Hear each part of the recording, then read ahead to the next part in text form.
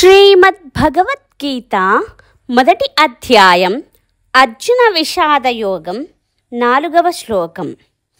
అత్ర శూరా మహేశ్వాసాః భీమార్జున సమాయుధి యుయుధానో విరాటశ్చ ద్రుపదశ్చ మహారథః.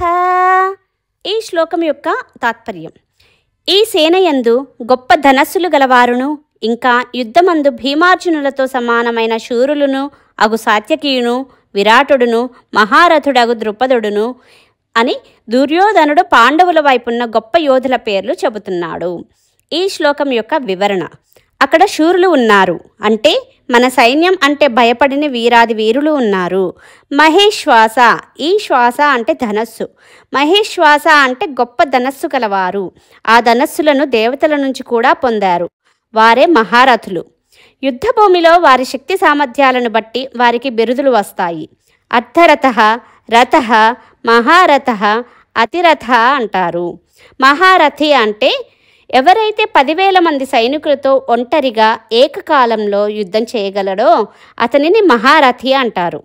ఏకకాలంలో ఒంటరిగా 10,000 మంది సైనికులతో యుద్ధం చేయగలడంటే అతను ఎంత పరాక్రమవంతుడో ఊహించుకోండి. 10,000 సైనికుల కన్నా ఎక్కువ మంది సైనికులతో ఏకకాలంలో ఒంటరిగా యుద్ధం చేయగలిగిన పరాక్రమవంతుణ్ణి అతిరథి అంటారు.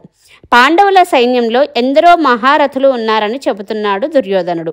అంతేకాదు, దాదాపు అందరూ వారి శౌర్యంలో భీమార్జునులకు సమానులు. కొంతమంది పేర్లను ఇక్కడ చెబుతున్నాడు. యుయుధానుడు అంటే సాత్యకి ఇంకో పేరు. విరాటుడు అంటే విరాటరాజు. ద్రుపదుడు అంటే ద్రౌపదికి తండ్రి. వీరంతా మహారథులు ఉన్నారు అని దుర్యోధనుడు చెబుతున్నాడు.